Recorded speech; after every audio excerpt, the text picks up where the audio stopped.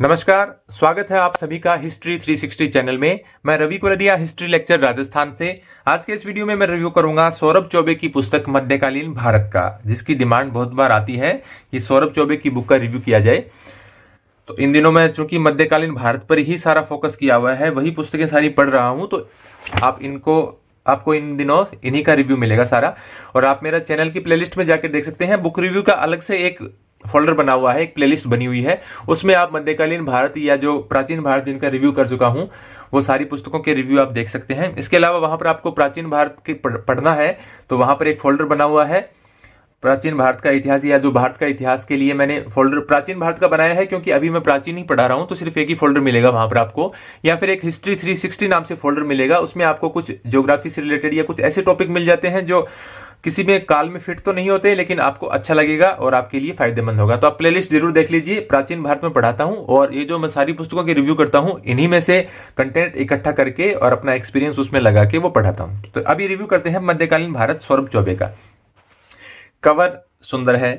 अब इसके बाद में इसकी पेपर क्वालिटी की बात करें, अच्छी है, फॉन्ट अच्छे हैं, आपको बहुत ही अच्छा लगता है पढ़ने में, सुंदर बुक है। और इसकी जो लेंथ और इसकी हाइट है वो इतनी अच्छी है कि आपको देखकर लगता है कि बहुत ही अच्छी सी बुक होगी। अब इसमें कंटेंट कैसा है अभी मैं देखता हूं। तो पेपर क्वालिटी, जो फॉन्ट वगैरह है वो एकदम अच्छे हैं, पढ़ने में बहुत ही सुंदर सी बुक लगती है। और इसमें साइड में जो बॉक्स में जो अच्छी अच्छी सामग्री दे रखी है वो भी बहुत ही अच्छी लगती है। अब यहाँ पर इसकी कुछ कमियों की बात कर लेते हैं। तो जैसे इसका कंटेंट बता देता हूं मैं क्या क्या दे रखा है इसमें। शुरुआत में इस्लाम का उदय, सिंध पर अरबों का आक्रमण, महमूद गजनवी, उसके बाद में दिल्ली सल्तनत में आपको सभी को पता है क्या आता है, गुलाम वंश से लेकर, और फिर उसके बाद में खिलजी आते हैं, तुगलक आते हैं, सैयद लोधी, सब आ जाएगा। और सल्तनत कालीन प्रशासन संस्कृति जो सभी बुक्स में होता है वो इसी में है। फिर मध्यकालीन इतिहास लेखन, फिर उसके बाद में प्रांतीय राज्य, मुगल वंश, मराठा और मुगल प्रशासन व संस्कृति। अब यहाँ पर इस पुस्तक की कुछ कमियां भी देख लेते हैं। पुस्तक सुंदर है, सारी चीजें इसमें दे रखी हैं। अब कहां पर समस्या आती है, कभी कभी ऐसा लगता है कि ये पुस्तक थोड़ी सी जल्दबाजी में लिखी गई है। जल्दबाजी में लिखी जाने का मतलब ये है कि कुछ जरूरी बातें छूट जाती हैं। जैसे मैंने इसमें पढ़ना शुरू किया था, जैसे रुकनुद्दीन फिरोज शाह कुछ ही महीने रहे, उसके बाद में रजिया सुल्तान बन गई, क्योंकि इल्तुतमिश ने कहा था मेरी बेटी मेरे बेटों से योग्य है। फिर बाद में दिल्ली की जनता के सामने जाती हैं और कहती हैं कि मैं सुल्तान, मेरे पिताजी ने कहा था कि मैं सुल्तान बनूंगी और मेरे को सुल्तान बनाया जाए। दिल्ली की जनता ने उसकी सत्ता स्वीकार कर ली और उसने ये भी कहा था कि यदि मैं आपकी अपेक्षाओं पर खरी नहीं उतरूं तो मुझे हटा देना। ये सब बातें आपको मिलती हैं, इसमें भी मिलती हैं। अब जैसे इसमें जो 3 मेन कैरेक्टर हैं, जब आप रजिया को पढ़ेंगे तो आपको एक मिलेंगे जमालुद्दीन याकूत, मलिक जमालुद्दीन याकूत, जो एबिसिनियाई थे। उसके बाद में आपको एतगिन और अल्तुनिया, ये 3 मेन कैरेक्टर हैं जब आप रजिया का पार्ट पढ़ते हैं। अब यहां पर आपको मिलता है कि जमालुद्दीन याकूत को अमीर ए आखुर का पद दिया। अमीर ए आखुर का पद दिया। अब अमीर ए आखुर का मतलब क्या होता है? अश्वशाला का प्रधान, जो घोड़ों से संबंधित है उसका प्रधान।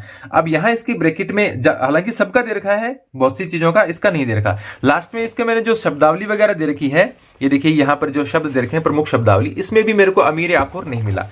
अब आपको यदि कोई पूछ लिया जाए, एक क्वेश्चन आ गया मान लीजिए आपके एग्जाम में कि सल्तनत काल में अमीर आखुर का पद का मतलब क्या होता है, तो नीचे अश्वशाला का प्रधान दिया गया। यदि आपने नहीं पढ़ा है तो आपको पता नहीं चलेगा। फिर उसके बाद में जो एतगिन और अल्तुनिया है, एतगिन और अल्तुनिया को, ये जो इसके विश्वास पात्र थे, किस प्रकार से जो रजिया के खिलाफ ही इन्होंने जो साजिशें रची, उसका थोड़ा सा विस्तार से विवरण नहीं मिलता। जैसे आप रजिया के बारे में पढ़ते हैं, यहां से शुरू हुआ, 5 लाइनें यहां है, यहां 1.5 पेज में रजिया कंप्लीट है। यदि इसमें 5 ही लाइनें यदि और ऐड कर दी जाती तो इसका विवरण इतना अच्छा हो जाता कि आपके सारे फैक्ट कंप्लीट हो जाते। तो आप रजिया पढ़ भी रहे हैं और आपके कुछ टॉपिक इसमें छूट भी गए, तो फिर आप कैसे कहेंगे? फिर इसके बाद में जैसे मैं अभी इसमें कुछ जो टॉपिक हैं और बताता हूं आपको। जैसे आप यहां पर बलबन पढ़ेंगे, बलबन के बारे में ठीक दे रखा है। अलाउद्दीन खिलजी, या इससे पहले जलालुद्दीन खिलजी की बात करते हैं। जलालुद्दीन खिलजी के बारे में बात करते करते जब आप ये पढ़ेंगे फकीर सिद्दी मौला। अब सिद्दीक मौला के बारे में, यह सुल्तान खलीफा बनना चाहता था, प्रतिष्ठा बढ़ाने हेतु सुल्तान नासिरुद्दीन महमूद की विधवा बेटी से विवाह भी कर लेता है। ये विवाह नहीं करता है। जो वहां पर इसका जो भी आप कह सकते हैं जहां पर ये रहता था वहां पर ऐसी जो अमीरों की मीटिंग वगैरह होती थी, उनमें से कुछ ने इनको कहा कि आपको जलालुद्दीन को हटाकर आपको सुल्तान बना देते हैं और आप उनकी बेटी से विवाह कर लेना तो आपका थोड़ा सा पक्का हो जाएगा, क्योंकि जो सुल्तान का वंश है उससे आपका संबंध भी हो जाएगा। लेकिन विवाह नहीं किया था, ये बात यहाँ पर गलत लिखी हुई है। फिर यहाँ पर फकीर सीदी मौला के बारे में जो उदाहरण है, जो विद्वानों के कथन है, वो भी नहीं दिए गए हैं। फिर उसके बाद में ये जो दुर्भिक्ष इतना भयंकर था और ये जो बात बता रखी है, ये किस विद्वान ने कही है वो पूरी नहीं लिख रखी और शॉर्ट में दिया गया है। अब ये शॉर्ट क्या होता है, किसी जैसे जियाउद्दीन बर्नी ने क्या लिखा है, फरिश्ता ने क्या लिखा है, मिनहाज ने क्या लिखा है, वो यदि उसका नाम देकर और नीचे उसका जो कोटेशन है वो पूरा दे दिया जाए तो थोड़ा ठीक रहता है। एग्जाम में भी यदि वैसा क्वेश्चन आता है तो समझ में आ जाता है। इस प्रकार की इसमें बातें हैं, तो ये कुछ कमियां मेरे को लगी। फिर उसके बाद में इससे पहले भी जो दे रखा है, जैसे तुगलक वंश की यदि मैं बात करूं, इसके आगे आएगा, सॉरी, तुगलक वंश की यदि हम बात करें तो तुगलक वंश में भी जिस प्रकार से गियासुद्दीन तुगलक की जो मृत्यु वाला विवरण है, जो लकड़ी का महल गिर जाता है, उसके संबंध में भी जो विवरण है वो थोड़ा सा अच्छे तरीके से नहीं दे रखा है। जो विद्वानों के मत है उनको ठीक से नहीं बताया गया है। तो इस सारी पुस्तक में यही समस्या आ जाती है। या तो मेरे को लगता है जल्दबाजी में पुस्तक लिखी गई है कोई जो, या फिर इनको समय कम मिला है। काफी अच्छी सी पुस्तक लगती है, बहुत से अच्छे पॉइंट मिलते हैं। अब इसमें नीचे कमेंट क्या आते हैं बहुत से लोगों के, मैं कुछ बातें आपसे क्लियर कर देता हूं। आप कमेंट करने से पहले सोचिए। मेरे पास यहां पर साइड में अभी मैं रिव्यू करूंगा, एक हफ्ते बाद यदि आप वीडियो देख रहे हैं तो आप प्लेलिस्ट में जाके देख लेना कि मध्यकालीन भारत की कितनी पुस्तकों का मैं रिव्यू कर चुका हूं। और बिना पढ़े मैं किसी भी पुस्तक का रिव्यू नहीं करता। मेरे को आप आज कह दीजिए उस पुस्तक का रिव्यू करो, मैं नहीं करूंगा यदि मेरे को पढ़ी हुई नहीं है, या उसके जो अगल बगल वाली और जो पुस्तकें हैं जो मार्केट में बिकती हैं यदि वो मैंने नहीं पढ़ी हैं तो किसी पुस्तक का मैं रिव्यू नहीं करता। क्योंकि जब तक पता ही नहीं हो कि यदि आप 10 पुस्तकें नहीं पढ़ेंगे तो कैसे डिसाइड करेंगे कि कौन सी अच्छी है। तो यहां पर कई लोग जो सौरभ चौबे को पढ़ते हैं, जिनको अच्छी लगती है, वो कमेंट करते हैं कि पुस्तक बहुत अच्छी है। ठीक है, आपको अच्छी लगती है, ये पुस्तक पढ़ के आप नेट भी पास कर सकते हैं, ये पुस्तक पढ़ के आप असिस्टेंट प्रोफेसर भी बन सकते हैं। दिया तो है ही इसमें सब कुछ। यदि आप मार्केट से मध्यकालीन भारत की कोई भी पुस्तक, चाहे वो कितनी ही खराब हो, कितनी अच्छी हो, यदि आप पूरी याद कर लेते हैं और आपके माइंड में यदि वो सेव है तो आप कोई भी एग्जाम पास कर सकते हैं। लेकिन फैक्ट्स कम है, वो कमी है।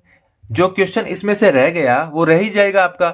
लेकिन ये नहीं है कि जो एग्जाम में क्वेश्चन आएंगे वो इसमें से आएंगे नहीं, वो ही क्वेश्चन। जैसे इसमें 50 फैक्ट छूट गए, तो ऐसा थोड़ी है कोई एग्जाम में बनाएगा कि सौरभ चौबे की बुक्स में जो फैक्ट्स नहीं है उसी का एग्जाम कोई पेपर लिख देगा कि सौरभ चौबे की पुस्तक में जो नहीं है वही मैं एग्जाम में दूंगा। ऐसा तो नहीं होता है। तो इस पुस्तक में से भी आपको क्वेश्चन मिलेंगे।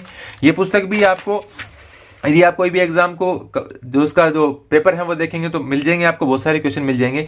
लेकिन संभावना ये है कि आजकल जैसे जिस प्रकार के एग्जाम हो रहे हैं तो कुछ कुछ क्वेश्चन इस बुक से छूटने लगे हैं। आज से कुछ साल पहले की जो एग्जाम पैटर्न है और अब के जो एग्जाम पैटर्न है, से आप किसी भी प्रतियोगी परीक्षा के देख लें तो वो चेंज हो गए हैं। पहले जो सीधे से क्वेश्चन आते थे वो अब नहीं आते। विद्वानों का कोटेशन दे देकर जिस प्रकार से आजकल क्वेश्चन पूछे जाते हैं वैसे क्वेश्चन पहले नहीं पूछे जाते थे। आजकल जो 5 ऑप्शन दिए गए हैं इनमें से कौन सा कथन गलत है, तो वैसे क्वेश्चन पहले कम आते थे, अब उनकी संख्या बढ़ गई है। एग्जाम का पैटर्न चेंज हो गया है, जो प्रश्न है वो थोड़े कठिन आते हैं। तो उस संबंध में हालांकि मैं ये नहीं कहता कि ये कोई खराब पुस्तक है, लेकिन जैसे आप कोई भी टॉपिक पढ़ रहे हैं, किसी भी राजा के बारे में, सुल्तान के बारे में पढ़ रहे हैं, और उसमें यदि आप उसने 2 पेज पढ़ लिया आपके, उसने यदि आपको 6 लाइन उसकी 8 लाइन और मिल जाती तो आपको क्या दिक्कत है। यदि उसका विवरण कोई सुल्तान मर रहा है या उसके खिलाफ कोई साजिश हो रही है, तो यदि उसका विवरण थोड़ा सा ठीक से दिया जाए, या जो जिन विद्वानों ने, पुराने जो इतिहासकार हैं उनके बारे में क्या लिखा है उनका नाम देकर उनका कोटेशन दे दिया जाए, तो आपको यह भी पता चल जाता है कि किस समय ये लिखी गई है, तो इसका संदर्भ क्या होगा, क्यों किसी, या जो उसी काल का यदि कोई विद्वान है तो उसने ऐसा क्यों लिखा होगा। हो सकता है राजा के प्रभाव में ऐसी बात लिख दी हो, या कोई बहुत बाद का विद्वान लिख रखा है तो हो सकता है उसने कुछ और सोच कर लिखा हो। तो वो सारी बातें क्लियर होती हैं। आप कहानी पढ़ते हैं तो कहानी में कुछ बिंदु ऐसे होते हैं जैसे आप पढ़ेंगे आपको पता नहीं चलेगा, किसी दूसरी पुस्तक में पढ़ेंगे तो आपको लगेगा कि मैंने वो पुस्तक पढ़ी थी उसमें ये छूट गया था, ये तो बहुत इंपॉर्टेंट था, उसने क्यों छोड़ा। तो बहुत सारी पुस्तकें पढ़ते हैं तभी आपको पता चलता है कि कौन सी पुस्तक ज्यादा अच्छी है, कौन सी पुस्तक कम अच्छी है। यदि आपके पास है ये पुस्तक पढ़ सकते हैं, कोई दिक्कत नहीं है, आपको कोई दूसरी पुस्तक ज्यादा कोई नोटिस करने की जरूरत नहीं है। ठीक है पुस्तक ये, लेकिन आजकल जो जिस प्रकार का एग्जाम पैटर्न है उसके अकॉर्डिंग मैं बता रहा हूं, और आप जो नीचे कमेंट करते हैं, अच्छी बात है, आपने मेरा वीडियो देखा, आपने कमेंट किया, आपको पुस्तक अच्छी लगती है, कोई दिक्कत की बात नहीं है। आप शालीनता से कह दीजिए कि सर मेरे को ये पुस्तक अच्छी लगती है, ये पुस्तक अच्छी है, कोई दिक्कत नहीं। मैं कोई फाइनल थोड़ी हूँ, मैं कोई इतना बड़ा विद्वान थोड़ी हूँ कि मैंने जो कह दिया वही फाइनल है, या जो मेरे को पुस्तक अच्छी लगी वही सारी दुनिया को पुस्तक अच्छी लगे। 400 पेज की ये किताब है। अब इसमें बीच बीच में आपको जो टॉपिक के बाद में है कुछ क्वेश्चन भी मिल जाते हैं कई जगह। ये देखिए यहाँ पर ये ऑब्जेक्टिव टाइप क्वेश्चन है, तो इनके पेज आप अलग से निकाल दीजिए। तो और लास्ट वाला जो आप निकाल देंगे तो 350 पेज की किताब है। अब 350 पेज में सल्तनत काल, मुगल काल, प्रांतीय राज्य सब कुछ कवर किया गया है, तो छूटेगा। ऐसी पुस्तकें आपको उन एग्जाम्स के लिए पढ़ने चाहिए जिसमें ज्यादा डीप क्वेश्चन नहीं पूछे जाते, क्योंकि आजकल जो एग्जाम जिस प्रकार के हो रहे हैं तो आपको ऐसी ऐसी पुस्तकें पढ़नी जानी पड़ती हैं जैसे जिसमें सल्तनत काल और मुगल काल का मिलाकर कम से कम इससे 1.5 गुना मटेरियल तो कम से कम पढ़ना ही पड़ता है। तो नेट जेआरएफ और असिस्टेंट प्रोफेसर के लिए यदि आप ये पुस्तक लेना चाह रहे हैं तो मेरी राय ये है कि इससे अच्छी पुस्तक आपको मार्केट में मिल जाएगी। कौन सी होगी? यदि आप मेरी राय मानते हैं कि कुछ आपको ठीक लगती है तो आप मैं जो रिव्यू कर रहा हूं वो देखते रहिए। यदि आप थोड़ा सा लेट देख रहे हैं तो आपको सारे रिव्यू मिल ही जाएंगे। यदि वीडियो डालते ही 1-2 दिन में देख रहे हैं तो आपको 2-4 दिन में सारे मध्यकालीन भारत की जितनी भी पुस्तकें हैं उनके रिव्यू मिल जाएंगे। इसमें और मैं जैसे कुछ बातें भूल गया था, चित्र वगैरह नहीं है इसमें, और इसमें जो मैप वगैरह है वो भी नहीं है। मध्यकालीन भारत में जैसे प्राचीन काल भारत में एक पुस्तक आती है उपेंद्र सिंह की, सबसे सुंदर पुस्तक है। इतना अच्छा उसमें विवरण दिया गया है, इतने अच्छे चित्र दिए गए हैं, बहुत सारे मैप दिए गए हैं, हर कुछ क्लियर किया गया है। मध्यकालीन भारत में यदि आपके किसी के अभी तक आप लास्ट चल रहा है वीडियो में, बहुत से कम लोग यहां तक पहुंचते हैं। यदि आप यहां तक पहुंचे हैं तो मेरे को ऐसा बताना कि कोई भी पुस्तक यदि आपको मार्केट में ऐसी मिलती है जिसमें मैप बहुत ज्यादा दिए गए हैं, चित्र वगैरह देकर अच्छा दिया गया है, तो उस पुस्तक का नाम मेरे को आप जरूर बताइएगा। हालांकि पूनम दलाल दहिया में थोड़ा सा ठीक है, लेकिन उसमें विवरण कम रह जाता है, उसका मैं रिव्यू करूंगा। अभी जो नया एडिशन आया है उसका रिव्यू करूंगा। तो बाकी जो उपेंद्र सिंह की प्राचीन भारत की जैसी बुक आती है वैसी कोई भी बुक मेरे को मध्यकालीन भारत में नहीं मिली जो काफी सुंदर हो, जिसमें चित्रों की और जो मानचित्र हैं उनके बारे में अच्छा सा चित्र देकर विवरण प्रस्तुत किया गया हो, ऐसी कोई भी पुस्तक मेरे को नहीं मिली। तो ये था सौरभ चौबे की पुस्तक के बारे में मेरा रिव्यू। यदि आप नेट जेआरएफ और असिस्टेंट प्रोफेसर जैसे एग्जाम के लिए जा रहे हैं तो इस पुस्तक की बजाय आपको और भी अच्छे ऑप्शन मिल जाएंगे। धन्यवाद।